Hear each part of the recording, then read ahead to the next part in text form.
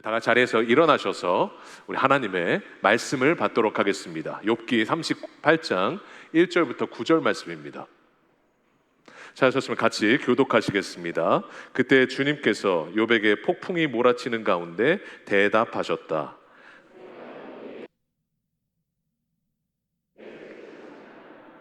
이제 허리를 동이고 대장부답게 일어서서 묻는 말에 대답해 보아라. 내가 땅에 기초를 놓을 때 있기라도 했느냐? 내가 그처럼 많이 알며 내 물음에 대답하여 보아라. 누가 이 땅을 설계하였는지 너는 아느냐? 누가 그 위에 측량줄을 띄웠는지 너는 아느냐? 누가 땅에 주춧돌을 놓았느냐? 그날 새벽에 별들이 함께 노래하였고 천사들은 모두 기쁨으로 소리를 질렀다. 터져 나올 때 누가 문을 닫아 바다를 가두었느냐? 같이 읽겠습니다. 구름으로 바다를 덮고 흑암으로 바다를 감싼 것은 바로 나다. 아멘. 자리에 앉겠습니다. 오늘 욥기 38장 1절부터 9절까지 말씀을 가지고 우리 기본으로 돌아가는 주님의 질문 시리즈 네 번째 우리 욥에게 주셨던 질문입니다. 너는 아느냐? 너는 아느냐라는 제목으로 다시 기본으로 돌아가도록 하겠습니다. 저희가 저번 주에는 저희가 엘리야에게 주셨던 하나님의 질문을 통해서 다시 한번 신앙의 기본으로 돌아가게 되었습니다. 저희가 지금 1년 동안 저희가 계속 기본에 대해서 나누고 있는데요. 첫 저희가 부임하고부터도 신앙의 생활의 10가지 기본 원리를 저희가 나누었고 가장 기본이 되는 기도에 대해서 나누었고 영적인 전쟁들에 대해서 나누었고 지금 기본으로 돌아가는 주님의 질문 시리즈를 통해서 저희가 신앙의 기본들을 계속 살펴보고 있습니다. 저희가 개인 신앙에 대해서 8월까지 나누고요. 9월부터는 공동체적인 신앙에 맞춰서 교회와 또 가정과 여러 가지 하나님이 주신 그 공동체적인 신앙에서의 기본으로 돌아가려고 합니다. 저희가 오늘 이번 주에 그래서 저번 주에도 그렇죠. 우리 엘리야에 대해서 배우면서 이 개인적인 신앙 안에서 저희의 신앙의 기본들을 배웠습니다. 엘리야는 참 큰 기적을 일으켰지만 그 안에 극심한 침체가 왔죠. 그랬을 때 그 침체 가운데 이길 수 있었던 길은 첫 번째 보면 질책이 아니라 위로가 침체를 이기겠죠. 그래서 하나님께서 뜨겁게 달군 돌에다가 구운 과자를 주시면서 저는 제가 생각하기에는 엘리야의 페이보릿이 아니었을까 싶은데요. 가장 좋아하는 과자와 물까지 주시면서 천사를 통해서 마사지 하시고 가라 위로하시면서 다시 사명의 길로 가게 하셨습니다. 우리 인생에 많은 위로가 있었지만 어떠한 사람의 말보다 가장 큰 위로는 하나님의 위로였습니다. 그 위로 때문에 저희가 여기까지 오게 된 것입니다. 그리고 두 번째로 시선의 이동이 침체를 이기게 합니다. 그래서 두 가지 엘리야가 집중되어 있었던 것이 있었죠. 형편을 보고 형편에 집중되어 있었기 때문에 저희가 잠깐 나누었지만 형편을 많이 보면 형편없는 사람이 된다고 말씀드렸는데 저희가 어떻게 보면 형편을 계속 지켜보면서 기적을 그 큰 기적을 봤지만 형편 때문에 그것을 보는 시선으로 인해서 침체에 빠졌던 엘리야에게 형편이 아니라 하나님을 볼 수 있도록 시선을 이동시키셨습니다. 그리고 이제 나만 남았습니다라고 나에게 집중되어 있기 때문에 또 침체되어 있는 그 엘리야에게 내가 바알에게 무릎 꿇지 않는 7천 명을 남겨놓았다고 말씀하시면서 그 시선을 하나님께로 이동하셨습니다. 그래서 바람과 불과 지진 가운데도 우리 하나님 계시지 않았지만 엘리야는 보는 것을 선택하지 않고 얼굴을 가리고 하나님 앞에 나아가서 듣기를 하나님 앞에 요청했을 때 하나님께서 그 음성을 주셨고 다시 사명이 회복되었습니다. 그래서 저희 이 모든 시간 가운데 저희는 봄으로써 행동하는 것이 아니라 우리는 하나님의 음성을 들음으로써 우리가 믿음으로 나아가게 됨을 믿습니다. 이번 주에는 저희가 너는 아느냐라는 이 욥의 아주 기본적인 질문의 뜻이 무엇인지를 저희가 한번 살펴보려고 합니다. 이 유대인들은요 안식일이 되면 세 가지 행동을 합니다. 첫 번째가 뭐냐면 뒤를 돌아보고요, 두 번째로 위를 돌아보고요, 세 번째는 앞을 봐요. 그 말이 무슨 말이냐면 뒤를 돌아보면서 내 삶 가운데 과거의 삶을 돌아보고요, 위를 바라보면서 내가 과거 가운데 여러 가지 후회도 있고 자책도 있지만 위를 바라보면서 하나님을 보고요, 앞을 보면서 이제 하나님이 주실 미래를 본다는 뜻이에요.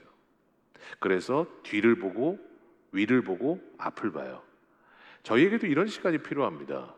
저희의 삶을 뒤를 보면서 돌아보고 여러 가지 삶의 자책들도 있고 후회들도 있지만 위를 보면서 하나님을 다시 한번 바라보고 그 하나님께서 주시는 그 은혜 가운데 회복되어서 다시 한번 앞을 바라보면서 하나님이 주실 미래를 바라보며 사는 것. 그래서 크리스찬은 현재를 사는 사람이 아니라 미래를 사는 사람이기 때문에 하나님이 주시는 약속들을 바라보면서 앞을 보며 나아가는 사람들이 바로 우리들입니다. 오늘 욥도 보면 과거를 돌아보고요, 그 삶 가운데 하나님을 다시 한번 위를 보면서 만나고요, 그것을 통해서 다시 한번 회복되어서 다시 한번 사명이 회복되는 그 장면들, 그 앞을 바라보는 장면들이 나오고 있습니다. 저희가 욥기를 볼 때 욥기를 잘 안 읽으시는 성도님들도 많으세요. 그런데 이 욥기를 보면 1장부터 저희가 조금 더 들어가면 42장까지 있습니다. 근데 1장부터 37장까지는요, 이제 그 욥의 상황들을 너무 잘 아시죠? 욥이 재산을 다 잃었어요. 자식도 다 잃었어요. 더군다나 그 자신도 너무도 간지러워서 여러분 그 깨진 기වක් 조각으로 이렇게 몸을 팍팍 긁어도 시원치 않을 정도로 여러분 이 몸에 간지럼이, 그 욕창이라고 그러는데 그 창들이 생겼습니다. 그랬을 때 이 2장부터 37장까지요, 그 욥의 친구들이 와서 하나님 앞에 네가 잘못했다라고 말하고, 욥은 아니라고 말하고, 나는 하나님 앞에 정의롭다고 말하고, 그 신정론이라고 하는데 공의로우신 하나님께서 어떻게 나에게 고난을 주시냐는 거예요. 어려움이 내 삶 가운데 있으면 어떻게 하나님이 그러실 수가 있냐라는 거예요. 그 신정론에 대한 얘기들을 2장부터 37장까지 합니다. 참 어떻게 보면 인간의 하나님을 이 뇌 속으로, 그리고 내 가지고 있는 그 얄팍한 신앙으로 하나님을 이해하는, 하나님 보시기에는 너무 어린아이 같은 대화들이었습니다. 그런데 37장까지가 끝나고, 욥기를 혹시 읽어보신 분들은 아시겠지만 38장부터요 센세이셔널한 사건이 일어나는데 하나님이 직접 등판하시는 사건이 나옵니다. 그러면서 하나님이 38장부터요 41장까지 장장 4장 동안 77가지의 질문을 하세요. 그러면서 하나님이 누구신지에 대해서 계속 질문을 통해서 이 욥과 세 친구들에게 하나님을 나타내십니다. 그 77가지를 저희가 볼 수가 없기 때문에 저희가 오늘 4장을 한번 쫙 훑을 건데요, 그 훑을 때 저희가 주요한 질문들을 보면서 그러면 하나님은 왜 이러한 질문들을 욥에게 주셨는지를 저희가 한번 살펴보려고 합니다. 12절부터 한번 볼게요. 저희가 12절 보면 하나님 이렇게 말씀하셨어요. 같이 한번 읽어볼까요? 시작. 네가 지금까지 살아오면서 네가 아침에게 명령하여 동이 트게 해본 일이 있느냐? 새벽에게 명령하여 새벽이 제자리를 지키게 한 일이 있느냐? 오늘도 새벽이 왔습니다. 그리고 아침이 왔습니다. 그래서 지금 11시 9분에 여러분들은 지금 이곳에서 아침에 예배를 드리고 계십니다. 그런데 여러분, 이 아침이 오고 새벽이 오는 것을 우리는 너무 당연하게 생각하죠. 그런데 어떠한 현상이 일어나는 것은 그 현상이 일어나도록 일하는 사람들이 있기 때문에 그렇습니다. 마찬가지로 저희 안에 새벽이 왔다라는 말은, 그리고 아침이 왔다라는 말은 뭐예요? 누군가가 이 모든 현상과 원리를 주관하셨기 때문에 지금 아침이 왔고 지금 우리에게 새벽이 온 겁니다. 그런데 지금 하나님이 뭐라고 말씀하세요? 네가 살면서 아침에게 명령하여 동이 트게 해본 일이 있느냐? 새벽에게 명령해서 새벽이 제자리를 지키게 한 일이 있느냐? 이 말은 무슨 말이에요? 새벽이 제자리를 안 지킬 수도 있다라는 거예요. 그런데 새벽이, 제 시간에 새벽이 오고 아침에게 명령해서 아침이 되도록 하시는 분은 누구시라는 겁니까? 우리 하나님이시라는 거예요. 여러분, 과학을 할 때도 지구과학을 잘 하셨어야 돼요. 지구과학을 보시면 믿음이 보여요. 여러분, 하나님께서도 오늘 본문에 말씀하실 때 이 아침과 새벽을 하나님이 주관하고 계시다고 말씀하세요. 20절 보세요. 같이 한번 읽겠습니다. 시작. 빛과 어둠이 있는 그곳에 얼마나 먼 곳에 있는지 그곳을 보여줄 수 있느냐?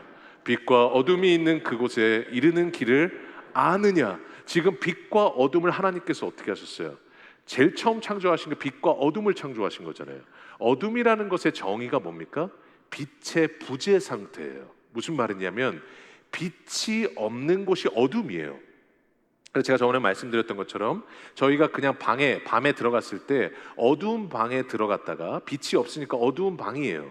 그런데 형광등 스위치만 올려도 빛이 이만큼만 들어가도 어둠이 사라져 버리는 것처럼 하나님께서 어둠만 있던 이 땅 가운데 주님께서 빛을 창조하셨습니다.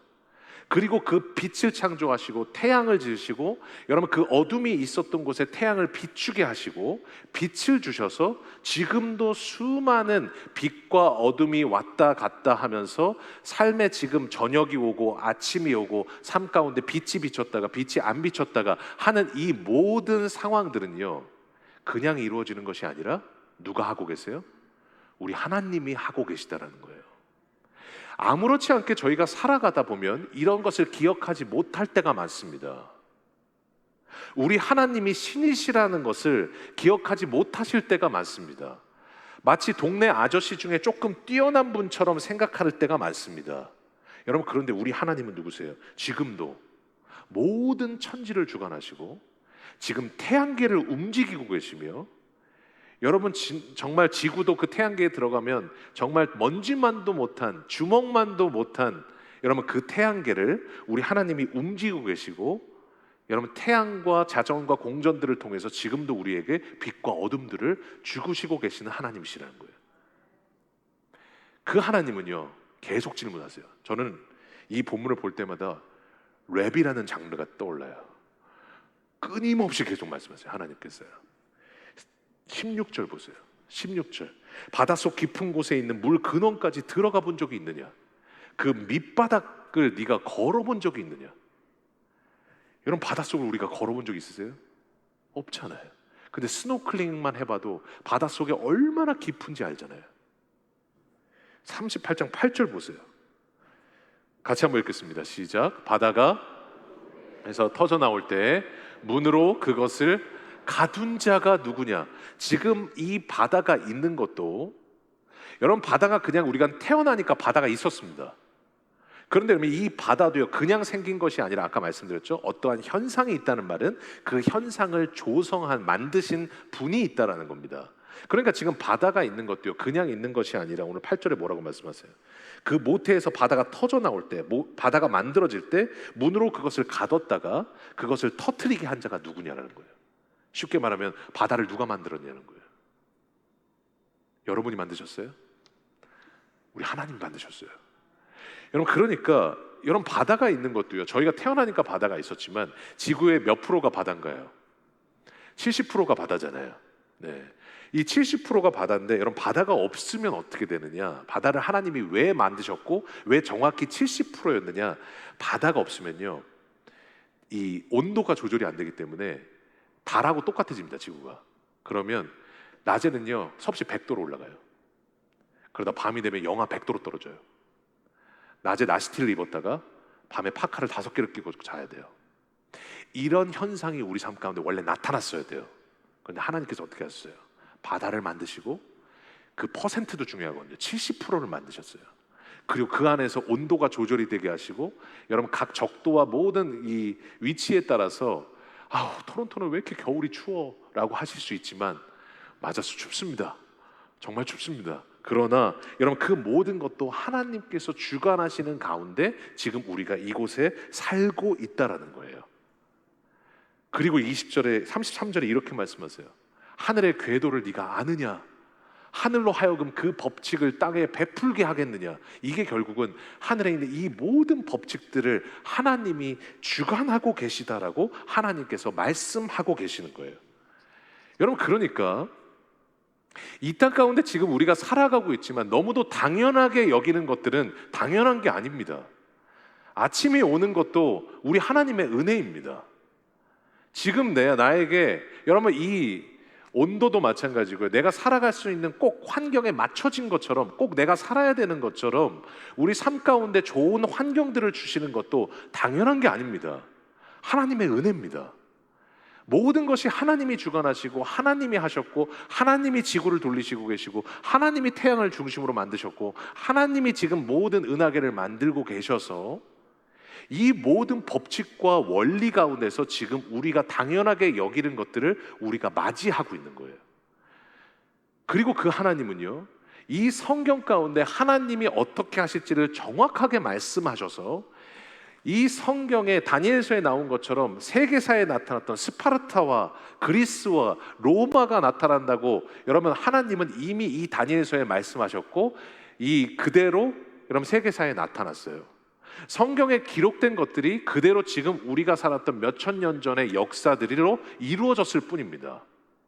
예수님도 마찬가지예요. 예수님에 대해서도 하나님께서 예수님 갑자기 보내야겠다 라고 하신 게 아니라 하나님께서 구약시대 내내 우리의 죄를 위해서, 그리고 그 지옥의 불에 갈 수밖에 없는 우리들을 살려내시기 위해서 아들을 죽여서라도 우리를 살리겠다는 그 하나님의 계획을 구약 내내 말씀하셨습니다. 그리고 어디서 태어나실지, 언제 태어나실지, 어떻게 태어나실지, 여러분 어떻게 사실지 그 예수님에 대해서요 너무도 많은 것들이 기록되어 있어요. 그리고 그 기록은 그대로 우리 가운데 성취되었습니다. 그것이 지금 우리가 알고 있는 세계사이자 역사예요. 제가 이 말씀을 왜 드리냐면, 여러분 참 희한한 게 우리 안 믿는 분들이요 점쟁이한테 찾아가서 자기 운명을 믿어요. 그러면서 82년생 개 띠면은 귀인을 만날 거고 이렇게 말씀하세요. 근데 참 희한한 게요, 이 점쟁이들의 특징이 뭐냐면요, 애매모호하게 얘기해요. 서쪽에서 귀인이 올 것입니다. 여러분 한 바퀴 돌아보세요. 다 왼쪽이 서쪽이에요. 여러분 그 애매모호하게 얘기하거든요. 그런데 참 희한한 게 그 중에 찍는다 그러죠. 때려 맞췄는데 2개만 맞아도요 사람들이요 입을 다물질 못해요. 그래서 어떻게 이럴 수가 있냐고. 근데 참 희한한 것은요, 그러면 2개만 그래도 어떤 크리스찬 분들도 점을 보시던데, 여러분 2개만 맞아도 그렇게 그 점쟁이를 말을 믿는데, 하물며 하나님께서 말씀하신 그대로 세계사에 나타났고 하나님께서 예수님을 보내시겠다고 말씀하신 그 말씀이 몇 번이었냐? 350번이에요. 정확히 355번인데 그 355번이 정확하게 들어맞았습니다. 베들레헴에서 태어난다면 베들레헴에서 태어나시고요, 애굽으로 내려간다고 하면 이집트로 내려가시고요, 정확하게 들어맞았습니다. 여러분 그렇다면 여러분 우리 하나님의 살아계심을 우리는 믿어야 되지 않겠습니까? 우리 하나님이 지금도 이 역사를 주관하고 계시다라는 것을 여러분 믿으셔야 되지 않겠습니까? 지금도 내가 너무도 당연하게 맞아들이는 아침과 새벽이, 그리고 이 모든 낮과 밤과 모든 계절과 이 모든 것들이 당연한 것이 아니라 우리 하나님이 움직이셔서 지금 나에게 나타나고 있다라는 것을 여러분 믿으셔야 되지 않겠습니까? 그것을 지금 하나님께서 우리에게 말씀하시는 거예요. 그래서 이 질문들을 하시면서 오늘 말씀하십니다. 네가 아느냐? 무슨 말이에요? 이런 하나님이심을 우리가 기억해야 된다는 거예요. 여러분 이 77가지 질문을 하나님이 하실 때요, 여러분 이 질문들은 욥이 원했던 대답 아니었습니다. 욥이 질문한 것도 아니었습니다. 그런데 하나님께서 이 77가지를 말씀하신 이유가 뭐냐? 이 77가지의 질문을 통해서 하나님이 누구신지를 말씀하세요. 그러면서 오늘 네가 아느냐? 이 하나님을 알아야 된다는 거예요. 그러면 여러분 이 하나님을 왜 알아야 되는가? 오늘 2가지로 저희가 한번 살펴보면서요, 하나님이 왜 이 질문을 하셨는지를 한번 저희가 결론적으로 내려보려고 합니다. 그럼 왜 네가 아느냐? 하나님을 알라고 말씀하셨느냐? 첫 번째로는요, 하나님이 누구신지를 알면 누가 하나님인지를 기억하게 됩니다. 이게 무슨 말이냐면요, 여러분 지금 우리가 하나님께서 지금 이 모든 것을 어떻게 주관하고 계시는 것을, 인간의 관점에서는 기억도 못하는 것들을 하나님께서 어떤 분이신지를 하나님께서 나타내셨어요. 그리고 나서 하나님께서 말씀하셨던 말씀이 뭐냐면 40절 9절입니다. 우리 같이 한번 읽어보겠습니다. 시작.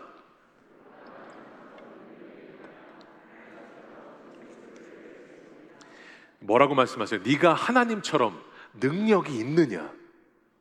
무슨 말이에요? 능력이 없다는 거예요. 지금 하나님께서 우리에게 근본적이고 아주 기본적인 질문을 하시는 게 뭐냐면, 이 질문들을 통해서 네가 지금 나처럼 능력이 있느냐고 말씀하시는 거예요. 그 근원적인 질문을 물어보시는 거예요. 왜냐하면 우리가 살아갈 때 나에게 모든 능력이 달린 것처럼 살아가기 때문에 그래요. 그러니까 오늘 하나님께서 네가 하나님처럼 능력이 있느냐? 그러니까 여러분 이 하나님께서 결국은 우리에게 말씀하시는 게 뭐냐면 근원적인 질문이에요. 네가 하나님이냐는 거예요. 이게 아주 기본적인 질문입니다.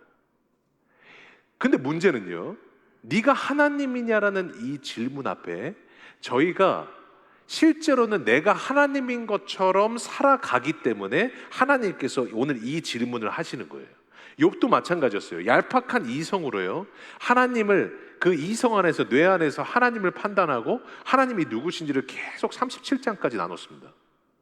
그런데 하나님 말씀하시는 거예요. 나 그런 하나님 아니라고. 네가 믿고 있는 신앙 아니라고. 그 모든 고난의 원인이 뭐냐고 그랬지. 하나님이 틀렸다고 말했지. 그 모든 원인이 나라고. 모든 시작과 모든 마침과 모든 원인이 나라고 말씀하시는 거예요. 그러니까 여러분, 믿음이라는 것은 뭐냐? 모든 원인이 하나님께 있다라는 것을 신뢰하는 거예요. 그게 믿음이에요. 그러니까 나에게 어떤 삶이 왔으면, 아, 하나님이 주셨구나. 나에게 어떤 상황 가운데 도와주셨으면, 누구를 보내주셨으면, 아, 이 사람을 통해서 하나님께서 하시고자 하는 일이 있구나. 나에게 미랄교회로 하나님께서 보내주셨으면, 수많은 교회가 있고 토론토에 이주해서 왔는데 하나님께서 미랄교회로 보내주셨으면, 아, 미랄교회로 보내신 하나님의 뜻이 있구나. 모든 그 시작점과 원인이 하나님이라는 것을 믿는 거예요. 이게 믿음이에요. 그래서 하나님께서 오늘 말씀하시는 게 뭐냐면, 얄팍한 이성으로 하나님을 판단하고 내 힘으로 할 수 있다고 말하는 그 욥에게 말하는 거예요. 네가 하나님이냐? 하나님 아니라는 거예요. 여러분, 이것을 꼭 기억하실 때 어떻게 됩니까? 우리가 기본으로 돌아가게 돼 있어요. 왜냐하면 우리는요, 나도 모르게 선악과를 먹을 때부터 뱀이 뭐라고 말했어요? 하나님은 네가 하나님이 될 줄을 알기 때문이다. 그래서 선악과를 먹지 말라고 하신 거다. 그러면서 사단이 얘기했던 게 뭐예요? 하나님이 되라는 거예요. 우리도 모르게 하나님이 돼서 내 인생을 이끌어갈 때가 많아요. 그러니까 하나님을 판단할 때도 내 이성 안에서 내가 살아온 경험을 가지고 하나님을 판단할 때가 많아요. 그런 하나님 아니셔요. 하나님께서 말씀하시는 게 뭐냐? 결국은 네가 하나님이 아니기에, 하나님이 하나님 되게 하시려면 나라는 모든 주도권을 하나님 앞에 내려놓고 내 인생의 모든 주도권을 하나님께 드리기 시작할 때, 이것이 뭐냐? 우리 하나님이 하나님 되시는 거예요. 내가 하나님이 아니기 때문에. 제가 예전에 2주 전인가 설교할 때 강아지에 대해서, 개에 대해서 좀 제가 말씀을 드렸죠. 제가 강아지를 좋아하다 보니까 이 강아지를 얘기를 드렸는데, 강아지는 서열을 가정에서 잘 안다고 말씀드렸잖아요. 그러니까 아버지가 제일 센 걸 알아요. 그러니까 1등이니까 아버지가 이 집의 리더로서 대접을 하죠. 그러니까 꼬리를 살랑살랑하고. 근데 2살짜리 아기가 제일 마지막이라는 걸 알잖아요. 그러니까 어떻게 해요? 2살짜리 아이를 공격을 하죠. 그러니까 이 강아지한테는 중요한 게 뭐냐면, 이 집의 리더가 누군지가 중요하고요, 위기 질서가 중요해요. 그 순서대로 섬겨요. 근데 어떤 설교가 기록되어 있는 책을 보니까 그 내용이 나와 있더라고요. 만약에 개를 우리 집에 1등으로 올려놓으면 어떻게 될까요?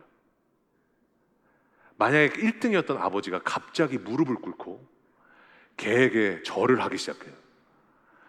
갑자기 엄마가, 예전에는 이렇게 그냥 개 사료도 이렇게 던지시다가 엄마가 무릎을 꿇고 이 사료를 우리 개님께 갖다 바치기 시작하셔요. 여러분, 그러면 어떤 현상이 일어날까요? 그 책에 그렇게 나와 있더라고요. 개가 그때부터 엄청난 스트레스를 받기 시작한대요. 왜냐하면 이제 내가 리더니까, 이 집의 대소사를 내가 결정해야 될 것 같고, 이 집에서 내가 모든 것을 결정해야 할 것 같은 그런 압박감과 스트레스를 받는데요. 그러니까요, 그 책에 그렇게 나와 있더라고요. 강아지는요, 강아지 취급을 해줘야 된다고. 여러분, 밥 주라고 먹으라고 그러고 서열이 낮다는 것을 알려줘야 된다는 거예요. 그러면서 나는 이 집의 리더가 아니라는 것을 알려줄 때 강아지가 평안함을 얻는데요. 여러분, 우리도 마찬가지예요. 여러분, 언제 스트레스 받으세요? 다른 때 스트레스 받는 게 아니라 내가 내 인생의 리더가 되는 순간 엄청난 스트레스를 받기 시작합니다. 내가 결정하고요, 하나님께 묻지도 않고 그냥 걸어가고요, 내 삶 가운데 많은 문제들 가운데 내가 해결하려고 힘주고요, 많은 어려움들 가운데 그냥 내가 왔었던 그 신앙 안에서 해결하려고 하면요, 강아지처럼 엄청난 스트레스를 받습니다. 그러나 우리 모든 신앙과 우리의 모든 삶의 인생의 리더는 누구세요?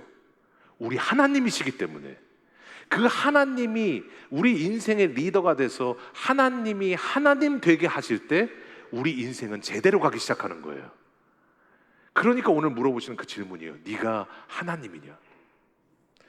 우리 귀한 사랑하는 성도님 여러분, 다시 한번 여러분 이 질문 앞에 서서 내가 하나님이 아니라 하나님이 하나님 되게 하셨으면 좋겠습니다. 내 인생의 리더가 내가 아니라 하나님이 내 인생의 리더가 되게 하셨으면 좋겠습니다. 그것이 오늘 욥기를 통해서 주시는 이 77가지의 질문의 답이에요. 그럼 두 번째로, 하나님이 왜 네가 아느냐 하시면서 하나님이 누구신지를 알게 하셨느냐, 하나님이 누구신지를 기억할 때요, 신앙생활 자체가 은혜입니다. 오늘 이것을 꼭 기억하셔야 될 게 뭐냐면, 오늘 하나님께서 빛을 주관하시고 어둠을 주관하시고 바다를 주관하시고 행성을 주관하시고, 여러분 이 모든 태양계를 주관하시고 아침과 새벽을 주관하시고, 이 모든 정말 우리가 상상할 수도 없고 우리가 볼 수도 없는 정말로 그 하나님의 놀라운 광대하심을 보여주셨어요. 근데 참 희한한 게요, 하나님께서 그 광대하시고 마치 하나님과 우리가 관계가 없는 것처럼 마치 너무도 크신 하나님으로 존재하시는 것이 아니라, 하나님이 어떤 하나님이신지를 40장들의 그리고 38장의 마지막쯤에 질문을 통해서 말씀하세요. 41절 보세요. 같이 한번 읽겠습니다. 시작. 나에게 먹이를 달라고 조를 때 그 까마귀 떼에게 먹이를 마련하여 주는 이가 누구냐? 오늘 제가 여러분께도 한번 궁금한데요, 까마귀 배고픈 거 관심 있으신 분 계세요?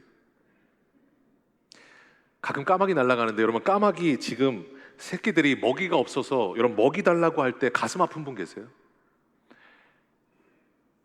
저희는 그런 감정이 없어요. 관심도 없어요. 까마귀가 날아가든 새 오면 그냥 도망가기만 하지, 까마귀가 배고픈지 까마귀 새끼들이 못 먹고 있는지 여러분 우리는 전혀 관심이 없어요. 그런데 우리 하나님 뭐라고 그러세요? 나는 어마어마한 관심이 있다고 말씀하세요.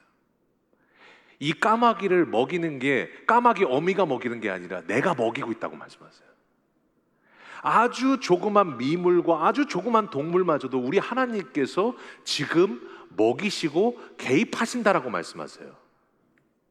39장 보세요. 39장 1절 2절 보세요. 같이 한번 읽어보겠습니다. 시작. 너는 산에 사는 염소가 언제 새끼를 치는지 아느냐? 들사슴이 새끼를 낳는 것을 지켜본 일이 있느냐? 들사슴이 몇 달 만에 만삭이 되는지 아느냐? 언제 새끼를 낳는지 아느냐? 여러분 염소 언제 새끼 치는지 아세요? 저는 이런 고민 처음 해봤어요. 들사슴이 몇 달 만에 새끼 낳는 줄 아세요? 몇 달 만에 만삭되는지 아세요? 저는 이 본문을 묵상하다가 검색해서 알았어요. 225일 후에 새끼를 낳아요. 사슴은요 7단 반을 있어야 만삭을 해요. 우리는 검색해야 알아요. 근데 하나님은 당연하게 아세요. 사랑해서 아셔요. 그러니까 지금 말씀하시는 게, 산에 사는 염소도 내가 알고 들사슴이 만삭이 언제인지도 알고 그 새끼를 언제 낳는지도 아는데, 여러분 하나님께서 참 가슴이 아픈 게 뭐냐면요, 그런 동물들도 아주 순간순간마다 개입하셔서 그 모든 삶에 개입하시고 감정을 체휼하시고 같이 키우시는 우리 하나님이신데 우리는 그것을 느끼지 못한다고 말하는 거예요. 그러니까 마태복음 6장 26절에 이렇게 말씀하시잖아요. 공중의 새를 봐라. 너희 하늘 아버지께서 공중의 새도 기르시는데 너희는 이것들보다 귀하지 아니하냐? 동물도 그렇게 내가 아끼는데 하물며 너희일까 보냐? 하나님께서 동물도 아주 순간순간마다 돌보시는 것처럼 우리의 모든 인생의 순간순간마다 우리를 돌보신다라고 말씀하시는 거예요. 그러니까 여러분 우리가 스쳐 지나가고 아무것도 아닌 것 같지만 삶의 모든 순간순간에는 하나님의 손길이 묻어 있습니다. 그것을 우리는 은혜라고 말해요. 여러분 그래서 이 하나님의 어마어마하게 크심을 보고 정말로 행성을 돌리시고 정말로 모든 것을 주관하시는 하나님이심을 우리가 기억한다면, 그러면 어떻게 되느냐? 신앙생활 자체가 은혜예요. 그 크신 하나님이 나의 기도에 응답하신다. 이건 당연한 게 아니라 어마어마한 하나님의 은혜입니다. 태양을 주관하시고 지금 지구를 돌리시는 우리 하나님께서 내가 지금 인생의 걱정 가운데 있는 그 마음을 아시고 나를 위로해 주신다. 이건 당연한 게 아니라 어마어마한 하나님의 은혜입니다. 그러니까 하나님이 누구신지를 알면 그것을 다시 한번 기본으로 돌아가서 우리 하나님 신이시고 실수가 없으시고 모든 것을 주관하시며, 여러분 이 모든 내 수명조차도 사실 그렇잖아요. 저는 항상 그 두려움이 있거든요. 우리 하나님이 그냥 코 한 번 딱 막으시면 우리는 그냥 하나님 품으로 가는 거예요.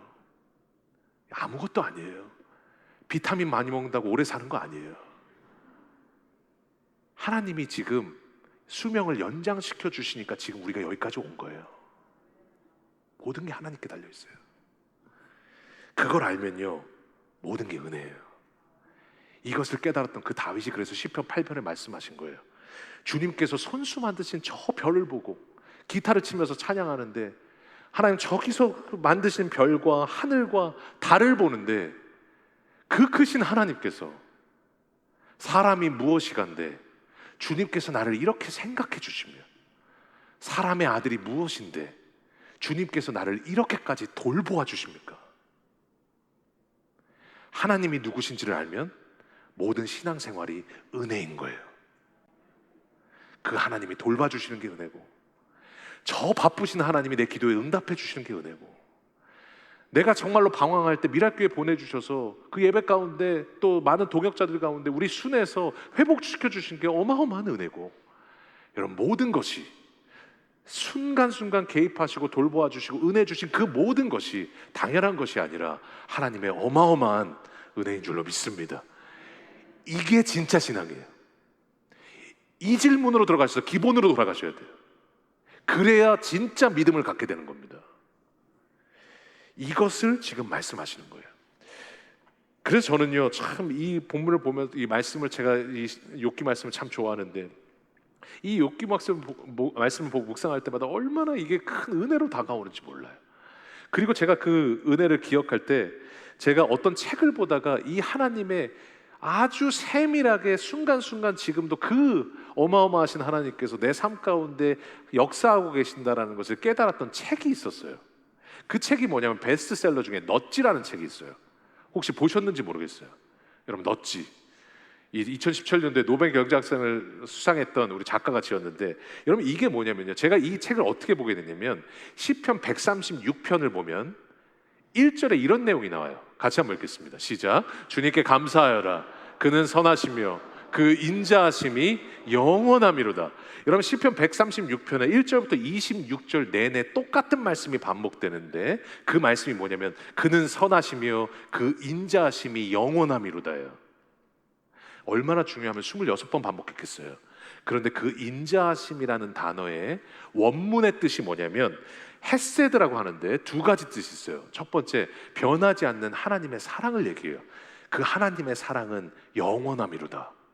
두 번째가 뭐냐면 친절하고 자연스럽게 인도하신다라는 뜻이 있어요. 1번은 잘 아세요. 근데 2번은 잘 모르세요. 20% 정도는 저 뜻으로 쓰여요. 아주 자연스럽게 인도하신다는 뜻이에요. 제가 이 말씀의 뜻을 묵상하다가 읽게 된 책이 뭐냐면 넛지예요.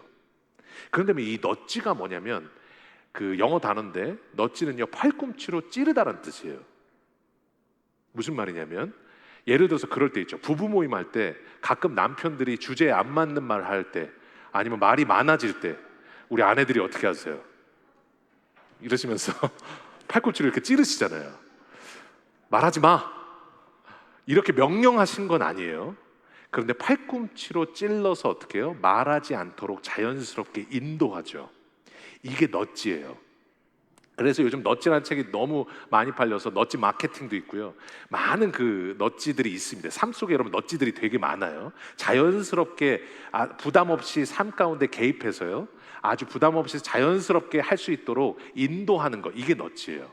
그래서 그 대표적인 게 뭐냐면 그 책에도 나와 있는데요, 우리 여자분들은 모르실 텐데 남자분들은 그 호텔 가시면요, 이 소변기에 파리가 그려져 있는 소변기가 있습니다.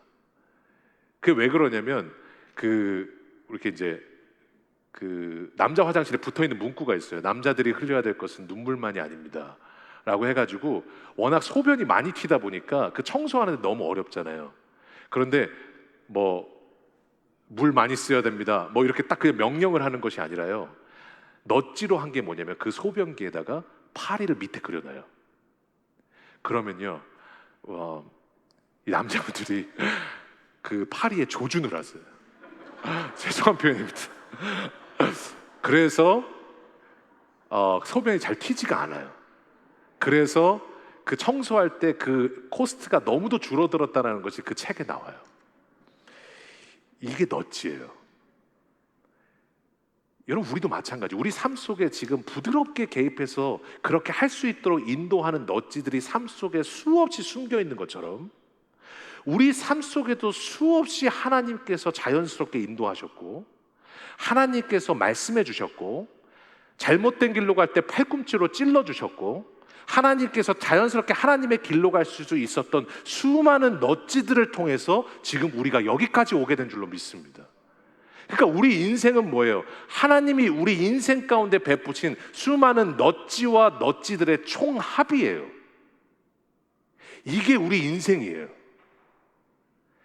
그러니까 이 넛지들을 기억하면서 여러분, 그 하나님의 수많은 인도하심, 너무도 광대하시고 모든 것을 주관하시지만 내 개인의 한 인생, 아무것도 아니고 먼지맛도 못한 내 인생에 지금도 순간순간마다 관심을 갖고 계시며 개입하시며 인도하고 계시고 넛지하시며 함께 하시고 모든 것들을 지금 가장 좋은 길로 인도하고 계시는 그 하나님이 우리 하나님이시라면, 우리의 모든 신앙생활 자체가 당연한 것이 아니라 어마어마한 하나님의 은혜인 줄로 믿습니다.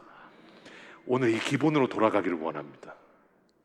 오늘 기본으로 네가 아느냐, 네가 하나님이냐, 오늘 이 질문을 들으시면서 다시 한번 기본의 자리로 돌아가서 하나님이 하나님 되게 하시기를 주님의 이름으로 간절히 소원합니다. 오늘 다시 한번 다자리에서 일어나셔서 우리 하나님 앞에 찬양하기를 원합니다. 이 찬양은 일본 작곡가가 이 정말 하나님의 광대하심을 보면서 꽃들도 구름도 바다도 모든 만물이 하나님을 찬양한다라는 것을 찬양한 찬양입니다. 인간만 찬양하지 않을 때가 있어요. 만물도 다 찬양합니다. 오늘도 다시 한번 찬양받기에 합당하신 우리 하나님께 우리의 예배를 통하여서 하나님을 찬양하며 나아가기를 원합니다. 우리 하나님 앞에 찬양하며 나아가겠습니다. 이곳에 생명샘 솟아나 눈물 볼짝 지나갈 때에 머잖아 열매 맺히고 웃음소리 넘쳐나리라. 다시 한번 찬양하겠습니다. 주님, 이곳에 하나님의 은혜가 있습니다. 이곳에 생명샘 솟아나 눈물 볼짝 지나갈 때에 머잖아 열매 맺히고 웃음소리 넘쳐나리라. 꽃들도 구름도 바람도 넓은 바다도 찬양하라 찬양하라 예수를. 하늘을 울리며 노래해 나의 영혼아 은혜의 주. 우리 은혜의 하나님을 찬양합니다. 우리의 모든 것을 주관하시는 하나님 찬양합니다. 그날에 주님이 올 것입니다. 그날에 하늘이 열리고 모든 이가 보게 되리라.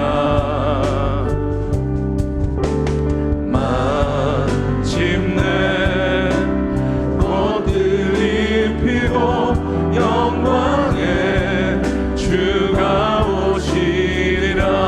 모든 만물처럼 주님을 찬양합니다. 꽃들도 구름도 바람도 넓은 바다도 찬양하라 찬양하라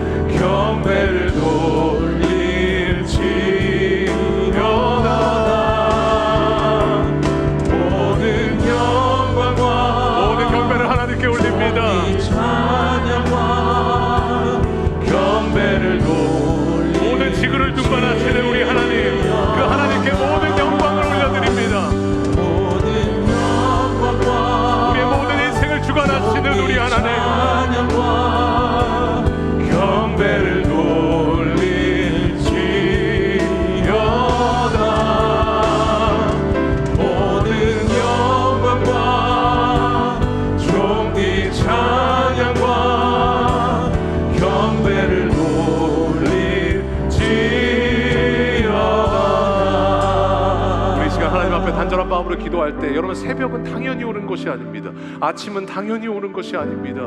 우리의 인생은 당연히 굴러가는 것이 아닙니다. 모든 것은 하나님이 주관하고 계십니다. 내가 하나님이 되어서 지금도 하나님, 내 얄팍한 내 이성과 신앙 안에서 우리 하나님을 판단하고 계시다면 우리 하나님 그런 하나님 아닙니다. 지금도 모든 천지를 주관하시며 내 삶의 모든 순간순간마다 넛지하고 계시며 내 삶의 모든 시간마다 개입하셔서 정말로 그 까마귀를 먹이시고 그 암사슴의 만삭 기간까지도 알고 계시는 그 하나님께서 우리의 삶을 주관하고 계시기 때문에 우리의 인생이 은혜로 여기까지 온 줄로 믿습니다. 우리 하나님이 누구신지를 알면 하나님 신앙생활 자체가 은혜입니다. 하나님, 다시 한번 그 하나님을 찬양하며 그 하나님께 영광 올리기를 원하오니 하나님이 누구신지를 알고 우리의 인생의 주도권을 하나님께 맡겨드리며 그 개처럼 스트레스를 받으며 내가 인생의 리더로 사는 것이 아니라 우리 하나님이 내 인생의 리더로 삼고 날마다 그 하나님을 앞장 세우며 나아가는 저희들 되게 하여 주시옵소서. 이제 우리 간절한 마음으로 하나님 앞에 기도하며 나아가겠습니다. 기도하겠습니다. 우리 하나님 주님 감사합니다. 하나님, 오늘 다시 한번 이 말씀을 통해서 하나님 모든 행성을 주관하고 계시고 모든 태양계를 주관하고 계시며 내 인생의 모든 순간순간을 주장하고 계시며 지금도 우리의 모든 삶에 넣지 하시는 우리 하나님, 그 하나님 넣지 하시는 우리 하나님의 은혜로 우리가 여기까지 온 것을 믿습니다. 하나님, 내 인생의 주관자는 우리 하나님이십니다. 하나님, 다시 한번 넣지 하시는 그 하나님의 은혜를 기억하며 하나님, 오늘도 다시 한번 하나님께 영광 올리며 하나님 모든 영광을 하나님께 드리며 하나님, 내 삶 가운데 주시는 그 은혜를 기억하며 하나님, 모든 주님을 하나님 들고 나아가는 저희들 되게 하여 주시옵소서. 우리 하나님이 하나님 되시기를 원합니다. 하나님, 천지에 충만하신 우리 하나님이 하나님 되기를 원합니다. 나의 믿음이 모든 원인이 하나님께 있음을 믿고 하나님, 그 믿음으로 하나님 앞에 나아가기를 소망합니다. 주님, 우리에게 은혜를 더하여 주셔서 하나님 그 믿음으로 날마다 살게 하여 주시옵소서. 하나님, 천지를 주관하시는 하나님, 찬양받게 합당하신 그 하나님께 하나님, 내 인생의 모든 영광을 올려드리오니 우리 하나님 은혜를 더하여 주셔서 하나님, 우리의 삶이 하나님께 영광이 되게 하시고 우리 삶이 이번 주도 예배로 승리할 수 있도록 주님 은혜 더하여 주시옵소서. 우리 하나님 광대하십니다. 우리 하나님 너무도 크십니다. 크신 하나님이 너무도 작은 우리들을 하나님 사랑하시고 개입하고 계십니다. 그 은혜를 날마다 기억하며 하나님 앞에 영광 올려드리기를 원하오니 하나님께 영광 올리며 나아가는 저희를 되게 하여 주시옵소서. 모든 영광을 하나님 앞에 올려드립니다. 모든 영광, 모든 영광과 주님을 찬양합니다. 주님, 광대하신 우리 하나님의 넋지를 믿습니다.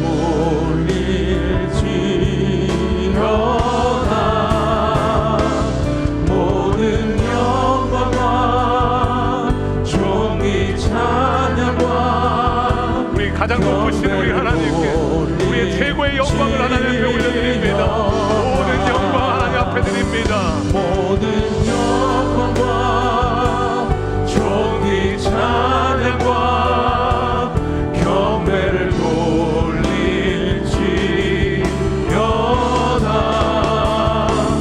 모든 영광과 우리 하나님의 영광을 받아주시옵소서. 찬양과 경배를 돌릴지어다.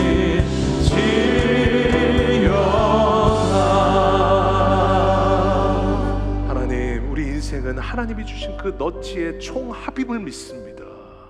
하나님, 순간순간마다 하나님 내 삶 가운데 개입하셔서 어떤 때는 팔꿈치로 찌르시고 어떤 때는 자연스럽게 인도하시며 사람을 붙이셨고 구해주셨으며 하나님 모든 은혜들을 주셨고 예배 가운데 깨닫게 하셨고 사람들을 통해서 말씀해 주셔서 하나님의 뜻대로 걸어가게 하신 그 모든 은혜가 하나님께서 개입하신 어마어마한 은혜임을 깨닫게 하심에 감사를 드립니다. 주님, 신앙생활 자체가 은혜입니다. 내가 하나님을 믿게 된 것이 은혜입니다.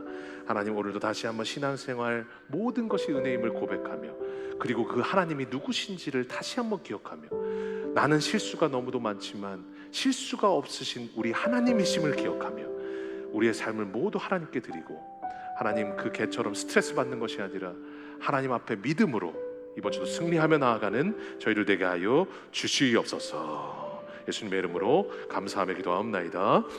아멘.